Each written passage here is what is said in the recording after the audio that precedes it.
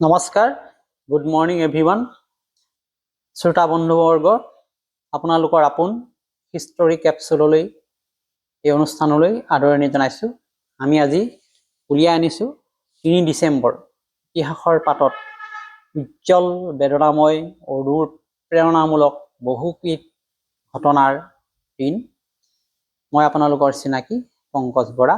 আহক তেনেহ'লে আৰম্ভ কৰোঁ আজিৰ ইতিহাসৰ অন্যতম এক গুৰুত্বপূৰ্ণ প্ৰতিবেদন পংকজ বৰাৰ সৈতে। প্ৰথমে আমি আলোচনা কৰিম বিশ্ব ইতিহাসৰ মুখ্য কেইটামান ঘটনা, যিকেইটাই আমাৰ বিশ্বক শংকিত কৰি তুলিছিলে, মানুহৰ মনত দুখ বেজাৰ সৃষ্টি কৰাত অৰিহণা যোগাইছিলে, বা লগতে মানুহৰ মনত আনন্দৰ জোৱাৰ সৃষ্টি কৰিছিলে। প্ৰথম ঘটনাটো হৈছে 1967 চনৰ মানুহৰ ইতিহাসৰ প্ৰথম সফল হৃদয় প্ৰতিস্থাপন। দক্ষিণ আফ্ৰিকাৰ চিকিৎসক ডক্টৰ ক্ৰিষ্টিয়ান বাৰ্নাৰ্ড প্ৰথমবাৰৰ বাবে কি কৰিল? সফল হৃদয় প্ৰতিস্থাপন কৰে, আৰু এই দিনটোৱে চিকিৎসাবিদ্যাৰ দিশ পৰিৱৰ্তন কৰাত এক অৰিহণা যোগালে। দ্বিতীয় ঘটনাটো আছিলে অতি দুখ বিদাৰক ভোপাল গেছ বিপৰ্যয়। 1984 চনত ভাৰতৰ অন্যতম এটা ডাঙৰ শিল্প বিপৰ্যয় হৈছিলে। মিথাইল আইসোচায়ানেট গেছৰ বিষাক্ত লিক হোৱাৰ ফলত হাজাৰ হাজাৰ লোকৰ মৃত্যু হোৱাৰ ঘটনাই বিশ্বক সতৰ্কিত কৰি দিলে যে শিল্প সুৰক্ষাৰ প্ৰয়োজনীয়তা কিমান।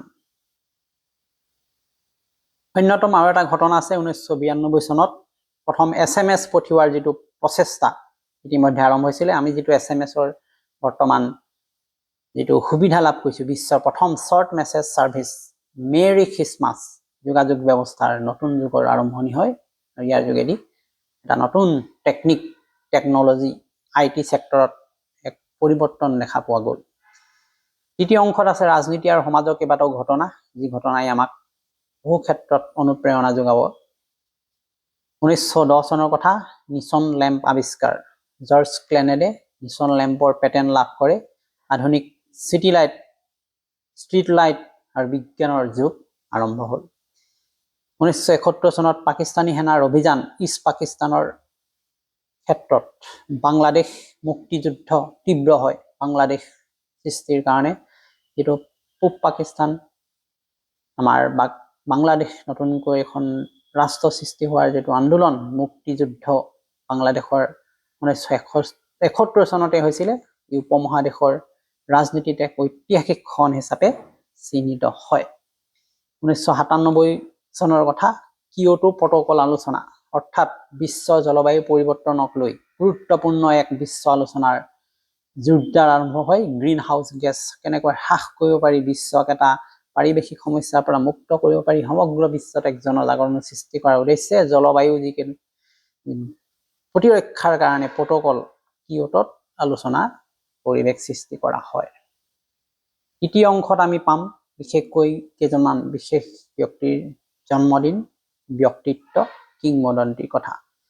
আজিৰ দিনটোতে 1884 চনত ডক্টৰ ৰাজেন্দ্ৰ প্ৰসাদে জন্ম লাভ কৰিছিলে। তেওঁক চিনাকি কৰি দিয়াৰ নিশ্চয় প্ৰয়োজনীয়তা নাই। ভাৰতবৰ্ষৰ সংবিধান ৰচনা কৰাৰ ক্ষেত্ৰত ডক্টৰ ৰাজেন্দ্ৰ প্ৰসাদ, লগতে তেওঁৰ যি ভাৰতৰ প্ৰথম ৰাষ্ট্ৰপতিৰ দায়িত্ব পালন, স্বাধীনতা সংগ্ৰামী, ভাৰতীয় সংবিধান গঠনকাৰীৰ অন্যতম স্তম্ভ ৰাজেন্দ্ৰ প্ৰসাদৰ আজি জন্মদিন আছিল 3 ডিচেম্বৰ।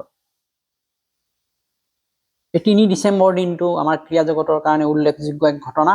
বিশেষকৈ 1989 চনত শচীন তেণ্ডুলকাৰৰ প্ৰথমটো টেষ্ট হাফ চেঞ্চুৰী, অৰ্থাৎ ক্ৰিকেটৰ ভগৱান যাক কোৱা হয় শচীন তেণ্ডুলকাৰে তেওঁৰ ক্ৰিকেট জীৱনৰ আৰম্ভণিত প্ৰথমটো হাফ চেঞ্চুৰী 50 ৰান কৰিছিলে পাকিস্তানৰ বিৰুদ্ধে 16 বছৰ বয়সতে। আৰু তেতিয়াই তেওঁ দেখুৱাইছিল যে সোণালী যুগ এক আহি আছে ক্ৰিকেটৰ ক্ষেত্ৰত ভাৰতৰ বাবে। 2017 চনত নিকো ৰ'জবাৰ্গৰ অৱসৰ ঘোষণা। নিকো ৰ'জবাৰ্গ কোন আছিলে? ফৰ্মুলা 1ৰ বিশ্ব চেম্পিয়নশ্বিপ জিকা ব্যক্তি। তেওঁ অৱসৰ লোৱাৰ ঘোষণা কৰে এই 3 ডিচেম্বৰ তাৰিখে 2017 চনত। 1992 চনত ইংলেণ্ড প্ৰিমিয়াৰ লীগৰ নতুন গঠন। আজিৰ যি বিশ্ব ফুটবলৰ ৰাজপথ নিৰ্মাণ কৰা পৰিৱৰ্তন লীগ, চেম্পিয়ন লীগ, বিশ্ব ফুটবল প্ৰতিযোগিতাৰ ইংলেণ্ড প্ৰিমিয়াৰ লীগৰ এই দিনটোতে গঠন হৈছিল। 5 নম্বৰত আমি পঢ়িব লাগিব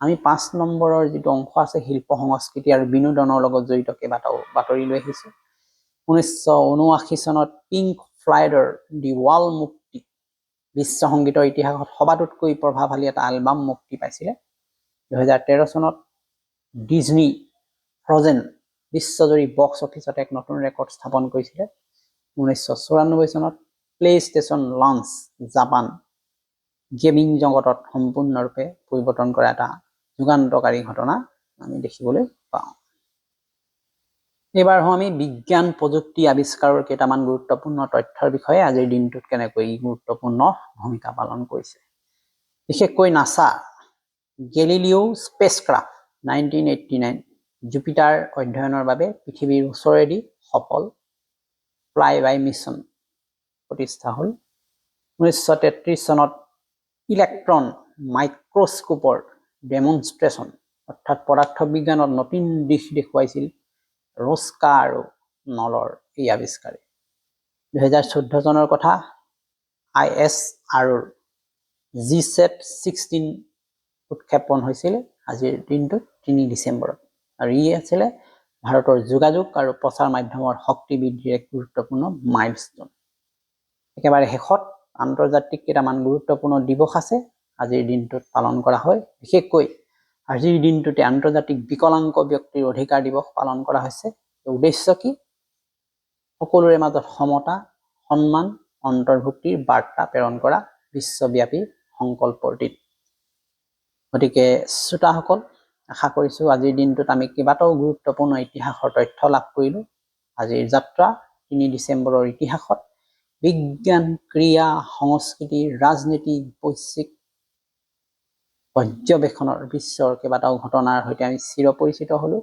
আশা কৰিছো সকলোৱে এই পডকাষ্ট নিশ্চয় চাব আৰু ইয়াৰ পৰা উপকৃত হ'ব আৰু বিশেষকৈ মৰমৰ ছাত্ৰ ছাত্ৰীসকলে বহুতো ধৰণৰ ইয়াৰ পৰা কাৰেণ্ট এফেয়াৰ্ছৰ লগতে জেনেৰেল নলেজৰ জ্ঞান লাভ কৰিব বুলি আশা ৰাখিছো পুনৰ ভৱিষ্যতে আৰু এটা নতুন ভিডিঅ' লৈ অহাৰ প্ৰতিশ্ৰুতিৰে আজিলৈ আহিছো মই পংকজ বৰা মোৰ এই পেজখন পংকজ বৰাৰ পেজখন ফলো কৰিবলৈ নিশ্চয় নাপাহৰিব লগতে মোৰ এটা ইউটিউব চেনেল জ্ঞান সাগৰ সলুজন আপোনালোকে নিশ্চয় সাবস্ক্ৰাইব কৰিব লাইক কৰক শ্বেয়াৰ কৰক সাবস্ক্ৰাইব কৰক আৰু কমেন্ট কৰক যে আপোনালোকে এনে ধৰণৰ বাতৰি বা ইনফৰমেশন পোৱাৰ পিছত কেনেকুৱা মনোভাৱ হৈছে যে ইয়াৰ পৰা উপকৃত হৈছে নে বা কিবা দুখ যদি থাকে নিশ্চয় শুধৰণি কৰা হ'ব নমস্কাৰ